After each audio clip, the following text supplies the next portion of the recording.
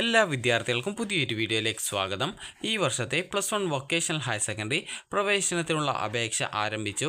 അപ്പോൾ വിദ്യാർത്ഥികൾക്ക് vhscap.kerala.gov.in എന്ന വെബ്സൈറ്റ് ഓപ്പൺ ചെയ്തുകൊണ്ട് വിദ്യാർത്ഥികൾക്ക് ഈ ഒരു അപേക്ഷ സമർപ്പിക്കാവുന്നതാണ്. അപ്പോൾ ഹയർ സെക്കൻഡറിയിലേതുപോലെ തന്നെ വൊക്കേഷണൽ ഹയർ സെക്കൻഡറിയിലും സയൻസ്, അതുപോലെ തന്നെ കൊമേഴ്സ്, അതുപോലെ ഹ്യൂമാനിറ്റീസ് ഗ്രൂപ്പുകൾ ഉണ്ട്. സയൻസ് ഗ്രൂപ്പിൽ ഗ്രൂപ്പ് ബി കോഴ്സുകൾ, അതുപോലെ തന്നെ അതായത് ഗ്രൂപ്പ് എ കോഴ്സുകൾ, ഗ്രൂപ്പ് ബി കോഴ്സുകൾ, അതുപോലെ ഗ്രൂപ്പ് സി കോഴ്സുകൾ, ഗ്രൂപ്പ് ഡി കോഴ്സുകൾ എന്നിങ്ങനെ തരംതിരിച്ചിട്ടുണ്ട്.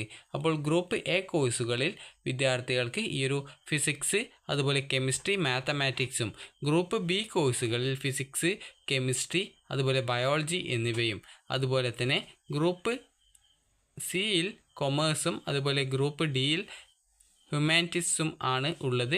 അപ്പോൾ ഗ്രൂപ്പ് ബി കോഴ്സ് എടുക്കുന്ന വിദ്യാർത്ഥികൾക്ക്, അതായത് ഫിസിക്സ്, കെമിസ്ട്രി, ബയോളജി എന്നിവ എടുക്കുന്നവർക്ക് നീറ്റ് പരീക്ഷ എഴുതുന്നതിനും അതുപോലെ തന്നെ എഞ്ചിനീയറിംഗ് പരീക്ഷ എഴുതുന്നതിനും സാധിക്കും. എഞ്ചിനീയറിംഗ് പരീക്ഷ എഴുതുന്നതിനായിട്ട് വിദ്യാർത്ഥികൾക്ക് അഡീഷണൽ മാത്തമാറ്റിക്സ് കൂടി പഠിക്കേണ്ടതായിട്ടുണ്ട്. സ്കോൾ കേരള നടത്തുന്ന അഡീഷണൽ മാത്തമാറ്റിക്സ് കൂടി അതിനോടൊപ്പം വിദ്യാർത്ഥികൾ പഠിക്കണം.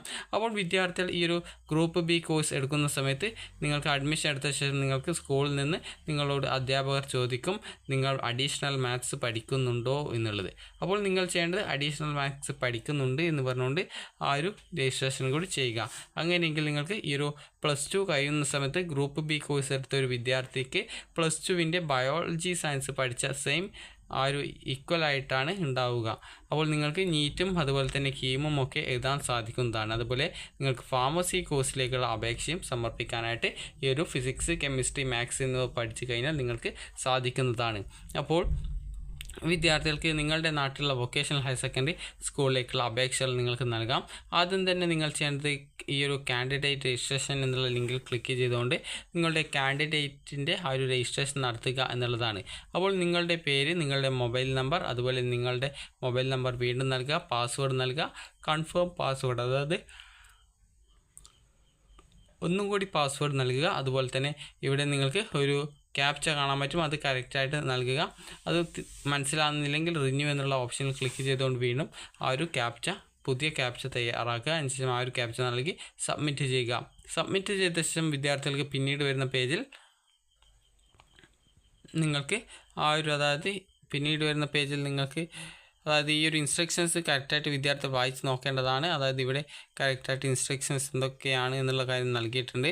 അതിനുശേഷം വിദ്യാർത്ഥികൾ ചെയ്യേണ്ടത് നേരത്തെയുള്ള പേജിലുള്ള കാൻഡിഡേറ്റ് ലോഗിനിൽ ക്ലിക്ക് ചെയ്തുകൊണ്ട് അത് നിങ്ങളുടെ ഫോണിലേക്ക് OTP ഒക്കെ വരും. അപ്പോൾ ആ ഒരു OTP ഒക്കെ നൽകി ആ ഒരു കാര്യങ്ങളൊക്കെ നിങ്ങൾ കറക്റ്റായിട്ട് സബ്മിറ്റ് ചെയ്താലാണ് നിങ്ങൾക്ക് ആ ഒരു കാൻഡിഡേറ്റ് ലോഗിൻ ക്രിയേറ്റ് ചെയ്യാൻ സാധിക്കുള്ളൂ. അതുപോലെ തന്നെ സ്വന്തമായിട്ട് തന്നെ നിങ്ങൾക്ക് ഈ ഒരു കാൻഡിഡേറ്റ് ലോഗിൻ ക്രിയേറ്റ് ചെയ്യാവുന്നതാണ്. അതിനായിട്ട് വിദ്യാർത്ഥികൾ user manual for online application എന്ന് പറഞ്ഞുകൊണ്ട് ലിങ്ക് നൽകിയിട്ടുണ്ട് ഈ ഒരു പേജിൽ. അത് നിങ്ങൾ ഡൗൺലോഡ് ചെയ്തെടുക്കുക. ഒരു PDF ആയിട്ടാണ് കിട്ടുക. അപ്പോൾ ഈ ഒരു PDF നിങ്ങൾ ഡൗൺലോഡ് ചെയ്തെടുക്കുക. അപ്പോൾ എങ്ങനെ അപേക്ഷിക്കണം എന്നിങ്ങനെ സംബന്ധിച്ചുള്ള വിശദമായിട്ടുള്ള ഡീറ്റെയിൽസ് തന്നെ ഇതിൽ നൽകിയിട്ടുണ്ട്. അപ്പോൾ നിങ്ങൾക്കുള്ള നിർദ്ദേശങ്ങളൊക്കെ കറക്റ്റായിട്ട് വായിച്ച് മനസ്സിലാക്കിയ ശേഷം നിങ്ങൾ ഈ ഒരു അപേക്ഷ സമർപ്പിക്കുക. അപ്പോൾ ഈ ഒരു രീതിയിലാണ് ആ ഒരു പേജ് കാണിക്കുക. അപ്പോൾ നിങ്ങൾ കറക്റ്റായിട്ട് ഇതിൽ പറഞ്ഞിട്ടുള്ള എല്ലാ നിർദ്ദേശങ്ങളും വായിച്ച് മനസ്സിലാക്കിയ ശേഷം മാത്രം അപേക്ഷ നൽകാനായിട്ട് ആരംഭിക്കുകയും അതുപോലെ തന്നെ നിങ്ങൾക്ക് ആവശ്യമുള്ള സ്കൂളും കോഴ്സും സെലക്ട് ചെയ്യുകയും ചെയ്യുക. അതുപോലെ വിദ്യാർത്ഥികൾ ശ്രദ്ധിക്കേണ്ടത് നൽകുന്ന ഡീറ്റെയിൽസൊക്കെ കറക്റ്റായിട്ട് ആയിരിക്കണം നൽകേണ്ടത്. അപ്പോൾ വിദ്യാർത്ഥികൾക്ക് ഈ ഒരു വൊക്കേഷണൽ ഹയർ സെക്കൻഡറിയും അതുപോലെ തന്നെ ഹയർ സെക്കൻഡറി കോഴ്സിലേക്കും അപേക്ഷ നൽകുന്നതിനുള്ള അവസാന തീയതി മെയ് 25-ാം തീയതിയാണ്. അപ്പോൾ വിദ്യാർത്ഥികൾ ഈ ഒരു അപേക്ഷ കറക്റ്റായിട്ട് നൽകാനായിട്ട് ശ്രദ്ധിക്കുക. അപ്പോൾ നിങ്ങൾക്ക് ഈ ഒരു വീഡിയോ ഉപകാരപ്രദമായിട്ടുണ്ടെങ്കിൽ ലൈക്ക് ചെയ്യുക, ഷെയർ ചെയ്യുക. Thank you for watching.